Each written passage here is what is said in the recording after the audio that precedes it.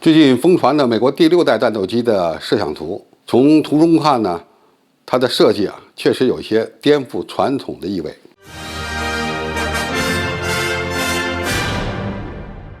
观众朋友、网友朋友，大家好，我是付前少。那么进入21世纪以后呢，一些军事大国相继开发成功了自己的第4代隐身战斗机，比如说美国的 F-22、F-35，中国的歼20以及俄罗斯的苏57。哪怕进度最慢的苏57，去年年底已经开始装备第1架，今年据说还要装备2架。按照一般的规律，新型战斗机列装部队之后，相关的航空工业部门在国防机构的主导下，就要开始下一代战斗机的预研，甚至是研发工作了。美国要开发的第6代战斗机，也就是我们说的第5代战斗机，已经讨论了好几年了，各种各样的技术方案层出不穷，它的战术技术指标也在一变再变。但是从最近美国媒体所曝光出来的它的下一代战斗机的设计方案来看，确实有许多大家意想不到的创新点。比如说它的最新的方案是吧，采用的是无尾式系统布局。当然说的是无尾式，没有平尾，但是呢依然有2个蝶形尾翼。那么这个平台有几个看点确实值得人们关注。首先，它的机头设计与众不同，它不是一般的过去的弹头体或者是多棱锥体的截面，机头呢显得比较方正，是采用的是2元尖劈式的机头，也就像一把斧头似的，2个斜面。这上面这个斜面呢，可能装的是机载雷达，是一个巨型的雷达罩。那么下面这个斜面也可能装雷达，也可能配备的是红外搜索跟踪系统。那么通过这种2元尖劈的机头来分置不同的传感器，它们都能有效的减小机波阻力。但是这样的一个设置，可以说在安装机载传感器方面呢，可能更为灵活多样，这是它的亮点之一。那么它的第2个亮点，那就是它的武器舱了。我们知道第4代的隐身战机呢，一般都在机腹或者是发动机舱两侧设置弹仓，因为如果各种各样的弹药不能埋在弹仓里，而是挂在翼下或者是机腹下方，必然会影响到它的雷达反射截面，破坏它的隐身性能。那么放入弹仓的弹药发射起来比较麻烦，在雷达搜索到敌方目标之后，需要打开2个侧弹仓，把红外制导的空导弹伸出弹仓之外，靠它们的导引头来捕捉目标，构成发射条件之后，才能够制导发射。那么在此过程中呢，可能会带来一系列的问题，比如说阻力增大，雷达反射截面也变大，破坏它的隐身性能。那么如果是用机腹弹仓打开，向下弹射发射，向下投掷或弹射中距空导弹，在整个过程中呢，也会破坏它的雷达隐身性能，这呢应该说也不那么有利。那么现在美国的新一代的隐身战机，它是采取什么样的武器挂载和发射方式呢？它采取了一个比较奇葩的倾斜发射的方式，而且发射点不在机腹，不在机体两侧，而是在机背。它在机体的中部设置了一个倾斜的弹药舱，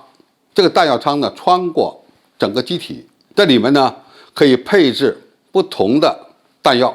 但所有的弹药，包括对空的导弹、对地的导弹、远程导弹、近程导弹，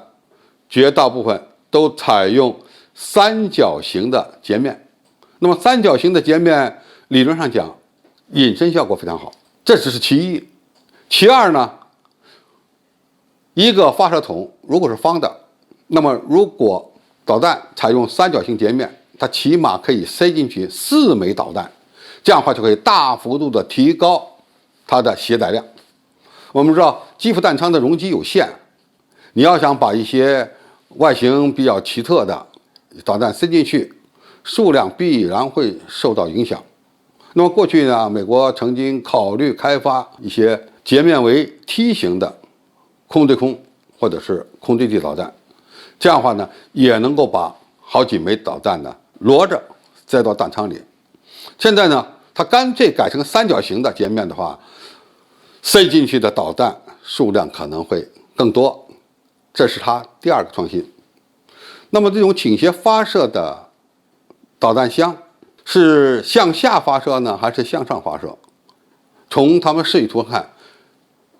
空对空武器向上发射，发射出去之后，然后由雷达或者是其他的传感器对它进行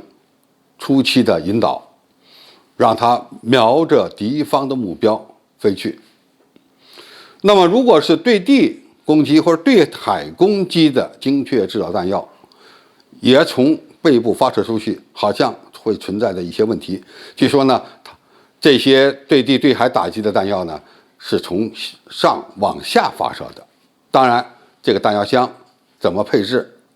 是能够转动的还是固定的，目前呢还不得而知。那么如果是固定的，那么一个向上倾斜的弹药箱和一个向下倾斜的弹药箱，两者是不能通用的，它必然会占用比较大的机内空间。当然，这种倾斜布置的弹箱穿过整个机体，必然会对它的结构强度造成不利的影响。那么这些弹仓的布置的位置基本上都在机身的中部，那么它的两侧是发动机舱，这样的设计呢，有可能解决部分结构强度的问题。你加强两边的发动机舱的结构强度，这样的话呢，就把中间这个物质空出来，完全利用它的容积呢，来装载各种各样对空、对陆、对海的精确制导弹药。但是它的发动机舱的布置呢，和一般战斗机不一样，而是和 B-2这种隐身战略轰炸机差不多，是设置在机背上的，而且位置呢更靠后。这样的进气口的布置，理论上讲隐身效果不错，但是必然会对它的起飞、降落以及空中机动飞行造成不利的影响。从这样的一个方案，我们可以看出来，美国空军可能更注重未来空中作战飞机，特别是隐身作战飞机的载弹量，而降低其对机动飞行的相应要求。可见它未来的空战，他们现在已经做出了一个判断，就是未来空战更多的是集中在中距或者是超视距空战这个阶段，而近距格斗呢，已经不成为他们追求的重要目标了。未来战机的方案的设计啊，可以说体现出了美国空军目前对未来空战的一个新的设想或者是改革。以中距空战为主，近距格斗为辅，甚至呢不搞近距格斗，发射完弹药扭头就走，利用它全向隐身能力比较好的这个特点呢，迅速的退出战场。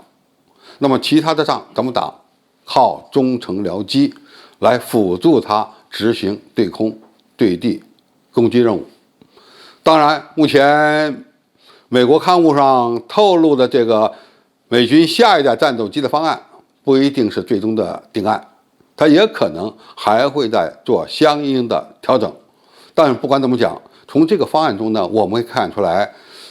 美国的下一代战斗机确实采用了一些新的设计概念，而这些新的设计概念可能会影响到它未来的夺取空中制空权的相应的构思和战法。那么这样的一个设计方案会不会引领未来战斗机设计的潮流呢？我们不妨拭目以待。好，今天介绍就到这里，谢谢大家收看，我们下期再见。